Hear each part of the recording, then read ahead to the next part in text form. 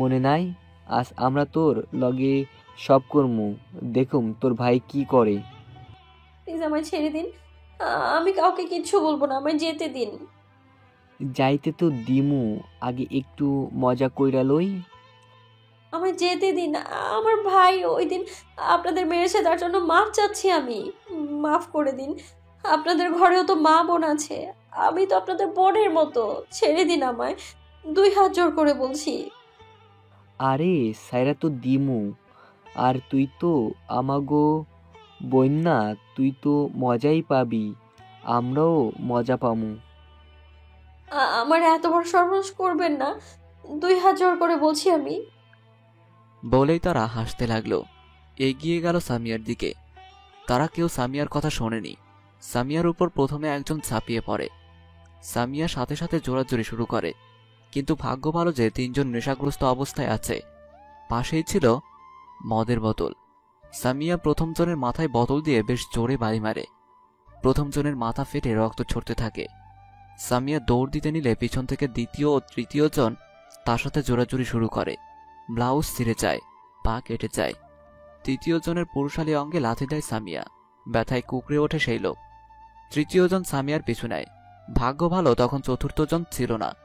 সামিয়া দৌড়ে মেইন রোডে চলে আসে। এক গাড়ির সাথে ধাক্কা খায়। গাড়ি ছিল ইয়াসিরের। কথাগুলো বলতে বলতে কান্না করে দেয় সামিয়া।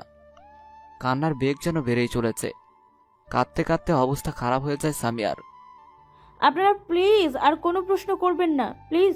স্বামীর অবস্থা খারাপ হয়ে যাচ্ছে, আপনারা প্লিজ বাইরে ওয়েট করুন। ডক্টর মিতালির কথা শুনে সকলে রুম থেকে বের হয়ে যায়। পুলিশ অফিসার চলে যায়। সামিয়ার আব্বু, এক কাজ করো, তুমি কেস উঠিয়ে নাও। আমি চাই না আমার মেয়ের সম্মানে কোনো প্রশ্ন উঠুক। কাঁদতে কাঁদতে বললেন রাজিয়া বেগম। এই তুমি কেমন কথা বলো বৌমা? সামিয়ার সম্মানে কোনো প্রশ্ন উঠবে না। রাজিয়া, তুমি একই কথা বলছো? সামিয়ার সাথে যা হয়েছে তার জন্য তাদের পর্যাপ্ত শাস্তি দিয়ে হবে। না, আমি কোনো শাস্তি দিতে চাই না। শাস্তি দিতে গেলে আমার মেয়ের সম্মানে কথা উঠবে। আমরা জানি তার সাথে কিছু হয়নি, কিন্তু মানুষ বুঝবে না, তার উপর প্রশ্ন তুলবে। না না, আমি কখনোই চাই না আমার মেয়ের উপরে কেউ প্রশ্ন তুলুক। চাচি শোনো, আমার দিকে তাকাও। দেখো, আমরা জানি সামিয়ার সাথে কিচ্ছু হয়নি। যেখানে আমরা সত্য জানি, সেখানে মানুষের কথা ভেবে কেন আমরা অপরাধীকে শাস্তি দিব না? আজ যারা এই কাজ করেছে, কাল দেখবে তারা অন্য সামিয়ার সাথে ঠিক এমন বা এর চেয়ে বাজে কিছু করবে।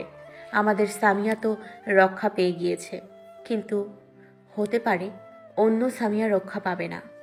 আমরা যদি তাদের ছেড়ে দেই, তবে দেখা যাবে তাদের জন্য আমাদের সমাজে বাজে পরিস্থিতি তৈরি হবে। মেয়েদের প্রতিনিয়ত যৌন হয়রানির শিকার হতে হবে। বলো চাচি, তুমি কি চাও এই নিকৃষ্ট কীটগুলো প্রতিনিয়ত মেয়েদেরকে নানাভাবে কষ্ট দিক, তাদের সম্মান নিয়ে খেলা করুক? বেলির কথায় রাজিয়া বেগম চুপ হলেন, কিন্তু চেহারায় চিন্তার ছাপ বিদ্যমান। তোর কথা বুঝলাম বেলি, কিন্তু মা তো আমি। মেয়ের সম্মান এভাবে নষ্ট হবে তা আমি চাই না। তোর কথা যদি মেনেও নেই, তবে কে আমার মেয়েকে বিয়ে করবে? আল্লাহর ওপর ভরসা রাখো। তিনি উত্তম পরিকল্পনাকারী। তিনি যার জন্য সামিয়াকে তৈরি করেছেন, সঠিক সময়ে সে হয়তো সামিয়ার কাছে বা সামিয়া হয়তো তার কাছে পৌঁছে যাবে। তিনি যখন যার সাথে চাইবেন তার সাথেই সামিয়ার বিয়ে হবে। সব কিছুই তো আল্লাহর হাতে। দেখে নিও, আমাদের সামিয়াকে রাজকুমার এসে নিয়ে যাবে। এবার রাজিয়া বেগম বেলির কথায় কিছুটা হলেও স্বস্তি পেলেন। ঠিক আল্লাহ যা করবেন ভালোর জন্য করবেন। উত্তম হবে অপরাধীকে শাস্তি দেয়া। রাত 11টা। বেলি সুভাষের পাশে বসে আছে। সব ঘটনা সুভাষকে খুলে বলল বেলি। সুভাষের বুঝতে বাকি রইল না যে মেলার ওই বদমাইশগুলোর কাজ এটা। কেমন আছে সামিয়া? আগে থেকে একটু ভালো। আপনার এখন কেমন লাগছে সেটা বলুন। তুমি পাশে থাকলে আমি এমনি এমনি খুব বেশি ভালো থাকি। তার উপর আবার সকালের চমতে বেশি ভালো হয়ে গিয়েছি। কি সব বলছেন? বউ, তোমার চুমুতে জাদু আছে, ওষুধের চেয়ে ভালো কাজ করে। আরও যদি এইটা চুমু দাও, আরও বেশি ভালো হয়ে যাব। এক কাজ করো, সকাল বিকাল দুপুর 3 বেলা 10টা করে 30টা চুমু দিও, তাহলে তাড়াতাড়ি সুস্থ হয়ে যাব। আপনি চুপ করুন, এটা বাসা না হসপিটাল। কেউ শুনলে কি ভাববে?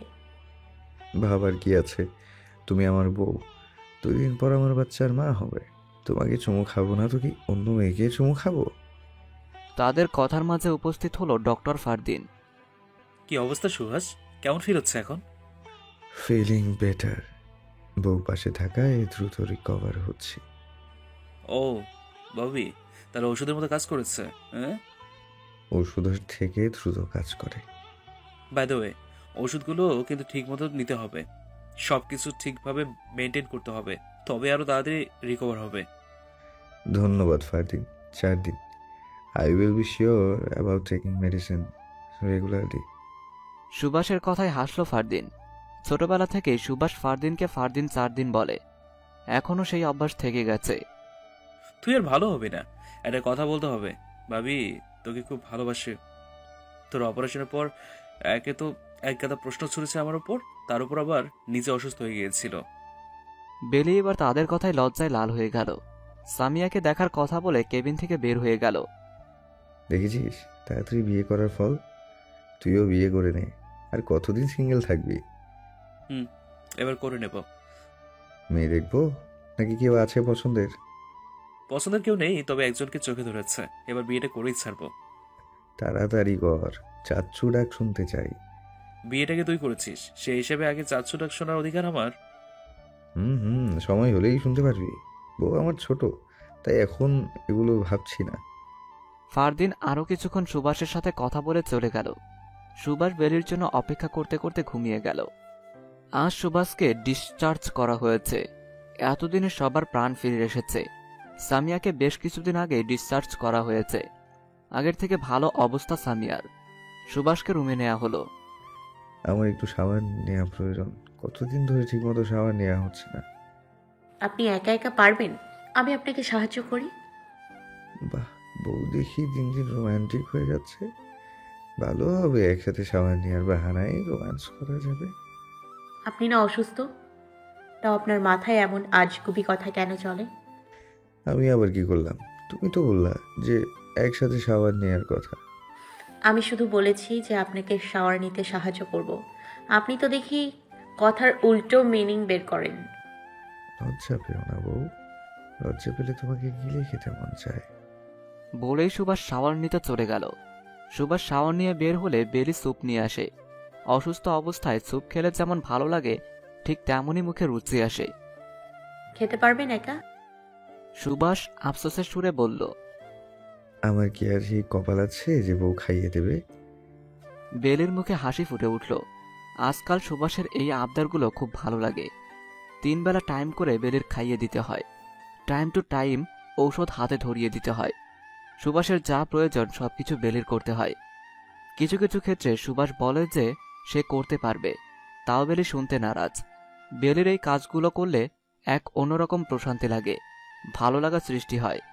সুভাষকে খাইয়ে দিয়ে বেলি রেডি হলো ভার্সিটিতে যাওয়ার জন্য। বেশ অনেকদিন হলো ভার্সিটি যাওয়া হয় না। সামিয়াকেও প্রাইভেট ভার্সিটিতে ভর্তি করানো হয়েছে। মা, আমাকে মাফ করে দিও। আমি তখন তোমাকে কিছু বলতে পারিনি। কিভাবে বলবো বলো? তুমি এত খুশি ছিলে, আর আমি তোমাকে বহুবার বলার চেষ্টাও করেছি, কিন্তু পারিনি। দেখো নিয়াল, তুমি খুব বড় ভুল করেছো। না, ভুল না, অপরাধ করেছো। তুমি ভাবতে পারো সামিয়ার উপর দিয়ে কি গিয়েছে? মেয়েটা পুরো ভেঙে গিয়েছে। তোমার জন্য সম্মান নষ্ট হয়েছে। তুমি একবার আমাকে সাহস করে বললে এত কিছু হতো না। মনিরা বেগম মিতা বেগমের উদ্দেশ্য করে বললেন, আপা, এখন তো যা হবার হয়ে গিয়েছে। আপনি নিহাল ও ফিহার বিয়ের ব্যবস্থা করুন। শুধু শুধু বাচ্চাদের কষ্ট দিয়ে কোনো লাভ নেই। ঠিক আছে নিহাল, তুমি আগে সামিয়ার কাছে মাফ চাও। সে যদি তোমাকে মাফ করে দেয় তাহলে আমি তোমার আর ফিহার বিয়ের ব্যবস্থা করব। বলেই মিতা বেগম বসার ঘরে চলে গেলেন। সামিয়া স্বাভাবিক জীবনে ফিরে এসেছে। ভার্সিটি যাচ্ছে, সবকিছুই আগের নিয়মে চলছে। পাশাপাশি মানুষের কটু কথার শিকারও হয়েছে। আমাদের সমাজের মানুষগুলো এমন, পুরো কথা না জেনে ভুল তথ্য নিয়ে মানুষকে খোঁচা মারে। একবার কথার সত্যতা যাচাই করার প্রয়োজন মনে করে না। আর মেয়ে মানুষের সাথে কিছু হলে তো সেই কথা বাতাসের আগে ছড়ায়, হোক সে মিথ্যা কথা। আর সামিয়ার সাথে তো কত কিছুই হয়ে গেল, শুধুমাত্র আল্লাহর রহমত যে সম্মানে দাগ লাগে নাই। তবে এই কথা বললে ভুল হবে যে সত্য তার ফ্যামিলি জানে, কিন্তু বাইরের মানুষ তো যা মুখে আসছে তাই বলে যাচ্ছে। তার নাকি বিয়ে হবে না, সে নাকি ধর্ষিতা। কে করবে বিয়ে এমন মেয়েকে? কেউ করবে না এমন মেয়েকে বিয়ে। এমন মেয়ের নাকি বাঁচার অধিকার নেই। এসব মেয়ের জন্য নাকি সমাজ নষ্ট হয়। হয়তো তার চরিত্রের সমস্যা, যার জন্য নিহাল বিয়ের দিন বিয়ে ভেঙে দিয়েছে। সে নাকি খারাপ মেয়ে, আরো কত কি। তবে সামিয়া এখন এগুলো মেনে নিয়েছে। কি করার, মেয়েদের নিয়তি এমন, সবকিছু মেনে নিতে হয়।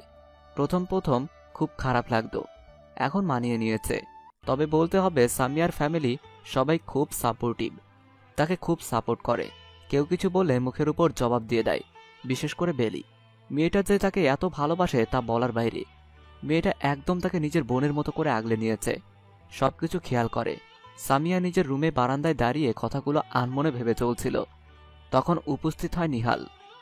সামিয়া, তোমার সাথে কিছু কথা ছিল আমার। সামিয়া জানে কি বলবে নিহাল তাকে, সবকিছু শুনেছে সে। বলুন। বিয়ের দিনের ঘটনার জন্য আমি খুবই দুঃখিত এবং আমি লজ্জিত। আমাকে মাফ করে দাও। আমার জন্য আজ তোমার এত কিছু ফেস করতে হচ্ছে। তোমার সাথে যা যা হয়েছে কোথাও না কোথাও আমি দায়ী। হয়তো আমার ভুলের জন্য তোমার সাথে এমন হলো। আমি আগে আম্মুকে বলেছিলাম, বলে দিলে এমন কিছু হতো না। আমি সত্যি দুঃখিত, আমাকে ক্ষমা করে দাও সামিয়া। গড়গড় করে বলে থামল নিহাল। দেখুন, যা হয়েছে সবকিছু ভুলে যান। আমিও ভোলার চেষ্টা করছি। আমাদের বিয়ে একসাথে লেখা ছিল না, বিধায় হয়নি। আমার সাথে যা হয়েছে তা আমার ভাগ্যে লেখা ছিল। আমার আপনার উপর কোনো রাগ নেই। উপরওয়ালা যা করেন ভালোর জন্যই করেন। হয়তো আমাদের জন্য কিছু ভালোই রেখেছেন তিনি।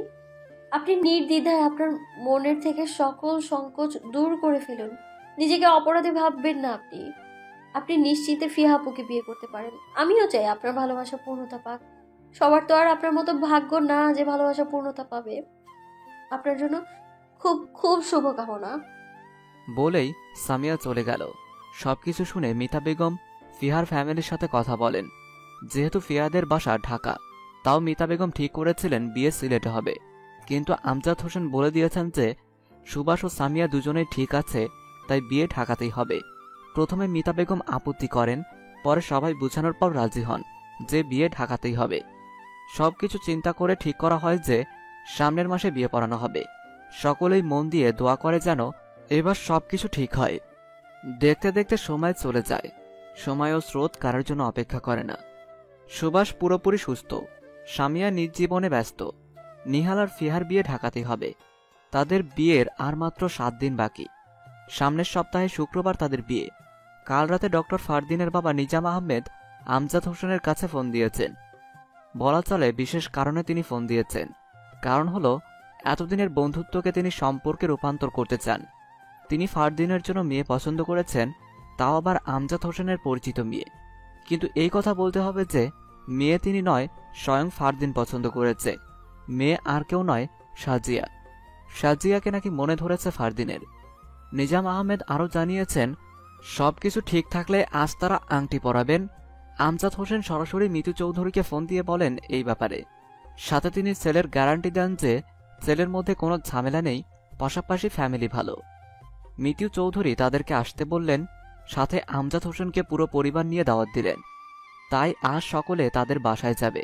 শুধু যাবে না সুভাষ, তার নাকি ইম্পর্টেন্ট ডিল ফাইনাল করতে হবে, পাশাপাশি ইয়াসিরের দিকটাও তাকে দেখতে হবে। কারণ সাজিয়ার বিশেষ দিনে ভাই হিসাবে ইয়াসিরের অফিসে থাকা মানানসই নয়। বেলি যাবে না, কারণ কয়েকদিন পর ইয়ার ফাইনাল। এখনও অ্যাসাইনমেন্ট কমপ্লিট করা হয়নি, কমপ্লিট করতে হবে, তাই বেলি যাবে না। অবশ্য এই নিয়ে সাজিয়া রাগ করেছিল, কিন্তু সে তাকে মানিয়ে নিয়েছে। রেডি হচ্ছেন? সুভাষ আয়নার সামনে টাই বাঁধছিল। বেলি চোখ খুলে সুভাষের দিকে তাকিয়ে বলল। বেলি ঘুমু ঘুমু চোখে সুভাষের সামনে গিয়ে দাঁড়ালো। সুভাষকে জড়িয়ে ধরল। এই লোককে আগে বেলির সহ্য হতো না, কিন্তু এখন কি হয় সে জানে না। শুধু লোকটার পাশাপাশি থাকতে মন চায়, বিনা কারণে ছুঁয়ে দিতে মন চায়, চোখের মায়ায় ডুব দিতে মন চায়, সারাদিন লোকটাকে পাশে পেতে মন চায়, লোকটাকে দু চোখ ভরে দেখতে মন চায়। এসব কিছু যে এক বিশেষ কারণে হচ্ছে তা বেলি ভালো করে জানে। কারণ হচ্ছে ভালোবেসে ফেলেছে সে সুভাষকে। না, ভালোবাসে না, গভীরভাবে ভালোবাসে। কথাগুলো ভেবে লজ্জায় লাল হয়ে গেল বেলি। কি ব্যাপার, বউ দেখি সকাল সকাল লজ্জা পাচ্ছে, তাও আবার রাতে কিছু না করতে। একটু জড়িয়ে ধরেছি দেখে আপনি দেখি লজ্জা দিচ্ছেন। এমন করলে কিন্তু জড়িয়ে ধরবো না। আচ্ছা, রাগ করো না। তুমি কি আমার সাথে ভার্সিটি যাবে? না, একাই যেতে পারবো। আচ্ছা, আমি যাচ্ছি তাহলে। সুভাষ রুমের দরজার সামনে আসতেই শুনতে পেল, শুনুন। বেলির মতো করে জবাব দিল সুভাষ। বলুন। বেলি এগিয়ে এসে এবারও সুভাষকে জড়িয়ে ধরল। সুভাষের গালে ও ঠোঁটে নিজের ঠোঁট ছোঁয়ালো। সুভাষ তো কয়েক সেকেন্ডের জন্য থমকে গেল। বেলির দিকে হাঁ করে তাকিয়ে রইল। গোল গোল চোখে বেলিকে পর্যবেক্ষণ করতে লাগলো। বেলি সুভাষকে ছেড়ে দিল। বউ কি যাচ্ছে না আমি অফিসে যাই? বউ কি রোমান্টিক মুডে আছে নাকি নাকি লিটল বেলিকে আনতে চাইছে? বউকে বলতে চাই এখন আমার অফিসে যেতে হবে। এবার কিন্তু আমি নিয়ন্ত্রণ হারা হলে এই বেশ্যামাল আমি কে বউ সামলাতে পারবে না। বেলির বলতে ইচ্ছে করলো, আমি তো আপনার নিয়ন্ত্রণ হারা আলিঙ্গন চাই। আমি তো বেসামাল আপনাকে সামলাতে চাই। আপনার বেসামাল ভালোবাসা পেতে চাই। আপনার অবাধ্য ছোঁয়া পেতে চাই। কিন্তু না, লজ্জার কারণে বলতে পারল না। নিজেকে সংযত রেখে বলল, আপনি কিন্তু আমায় আবার লজ্জা দিচ্ছেন। কথা নিয়ে আপনার সাথে। আচ্ছা, রাগ করো না, আমি যাচ্ছি। বলেই সুভাষ বেলির কপালে চুমু খেয়ে বের হতে নিলেই শুনতে পেল, শুনুন। ফের বেলির দিকে তাকালো সুভাষ। মেয়েটাকে কিছু বলতে চাইছে, তার সঙ্গ চাচ্ছে। সাবধানে যাবেন, তাড়াতাড়ি ফিরে আসবেন। আল্লাহ হাফিজ। বলেই সুভাষ চলে গেল। বিকেল গড়িয়ে সন্ধ্যা হওয়ার সময় চলেছে। সাজিয়াদের বাসায় সকলে উপস্থিত হলো। ফারদিন, তার বাবা মা ও ছোট বোন এসেছে। বসার ঘরে সকলে বসে কথা বলছে। ইয়াসির বসে ফারদিনের সাথে কথা বলছে। হাজার হলেও বোনকে তো আর এভাবেই কারো হাতে তুলে দেওয়া যায় না, আজীবনের ব্যাপার। তাই তো এটা সেটা জিজ্ঞেস করছে ফারদিনকে ইয়াসির। বড়রা নিজেদের মতো কথা বলছে। বেশ কিছুক্ষণ পর সাজিয়াকে নিয়ে আসা হলো বসার ঘরে। পরনে মেরুন রঙের শাড়ি, হাতে চুড়ি, চুলগুলো হালকা খোপা করে মাথায় শাড়ির আঁচল টেনে দেয়া, চোখে কাজল, ঠোঁটে হালকা কালার লিপস্টিক। সাজিয়াকে বসানো হলো। সাজিয়ার বেশ অস্বস্তি হতে লাগলো। একে তো প্রথমে এমন পরিস্থিতির সম্মুখীন হলো, দ্বিতীয় একজোড়া চোখ যে তাকে বেশ কিছুক্ষণ যাবৎ পলক্ষীনভাবে দেখেই চলছে তাও বুঝতে পারল। সাজিয়ার পাশে ফারদিনের ছোট বোন নূপুর বসল। ভাইয়ার কিন্তু সেই লেভেলের চয়েস, ভাবি কিন্তু একদম পারফেক্ট। নূপুরের কথা শুনে হেসে উঠল সবাই। সাজিয়া লজ্জায় লাল হয়ে গেল। রিপা, ফারদিনের মা, বেশ কিছুক্ষণ কথা বলল সাজিয়ার সাথে। তাদেরকে কথা বলার জন্য আলাদা পাঠানো হলো। আপনাকে কিন্তু ভীষণ সুন্দর লাগছে মায়াপুরী। ফারদিনের কথায় লজ্জায় লাল হয়ে গেল সাজিয়া। ঠোঁট অনবরত কাঁপতে লাগলো। কপালে বিন্দু বিন্দু ঘাম জমতে লাগলো। চেয়েও কিছু বলতে পারল না সাজিয়া। এই যে বারংবার আপনার রূপে কেউ একজন ভীষণভাবে ঘায়েল হচ্ছে, তার কি খেয়াল রেখেছেন আপনি? ফারদিনের কথায় চোখ তুলে তাকালো সাজিয়া। ঠোঁটে ফুটে উঠল এক চিলতে হাসি। এই যে আপনার হাসিতে কেউ যে বারবার মুগ্ধ হচ্ছে, তার খবর কি রাখছেন আপনি? পরপর এমন প্রশ্ন শুনে লজ্জায় লাল হয়ে গেল সাজিয়া। তার কাছে এই প্রশ্নেই কোনো উত্তর নেই। কিভাবে দিবে সেই প্রশ্নের উত্তর যেখানে তার ঠোঁট দুটো কেঁপেই যাচ্ছে, হাঁটুগুলো বাজেভাবে কাঁপছে, দাঁড়ানো সম্ভব হচ্ছে না। সাজিয়াকে স্বাভাবিক করার জন্য ফারদিন বলল, আমার দিকে তাকান মিস সাজিয়া। সাজিয়া ফারদিনের দিকে তাকালো। এক পলক তাকিয়ে চোখ সরিয়ে নিল। ফারদিন হাসল সাজিয়ার কাণ্ডে। আপনি ভীষণ লাজুক সাজিয়া। এই লাজুকতায় আমি ভীষণভাবে তলিয়ে যাচ্ছি। নিজেকে ধরে রাখতে পারছি না। নিজেকে ধরে রাখা কষ্টসাধ্য হয়ে যাচ্ছে। বলেই ফারদিন সামনের দিকে পা বাড়ালো। হঠাৎ পিছনে ঘুরে বলল, তৈরি থাকবেন মিস সাজিয়া, খুব শীঘ্রই আপনাকে নিয়ে যাব আমি। আমাকে সামলানোর জন্য নিজেকে প্রস্তুত করুন আপনি। বলেই ফারদিন চলে গেল। সাজিয়া গোল গোল চোখে তাকিয়ে রইল ফারদিনের যাওয়ার পানে। ফির ফারদিনের বলা কথা ভেবে হাসল। এই এতটুকু সময়ের মধ্যে সাজিয়া বুঝে গিয়েছে লোকটার মধ্যে কিছু একটা আছে যা তাকে টানছে। লোকটার কথা বলার ধরন, তাকানো, চলাফেরা সবকিছু ভীষণভাবে টানছে সাজিয়াকে। সুভাষ আজ বাইরে থেকে ডিনার করে আসবে বলেছে। মিটিং আছে বলে সকলকে একসাথে ডিনার করতে হবে। বেলিকে সুভাষ অনেকবার সরি বলেছে, কিন্তু বেলি কিছু মনে করেনি। কাজ করতে গেলে এমন হবেই, এটাও আর আহামরি কিছু না। সামান্য ডিনার, এতে অবশ্য বেলির জন্য ভালোই হয়েছে। যা করতে চাইছে তা সহজে করতে পারবে।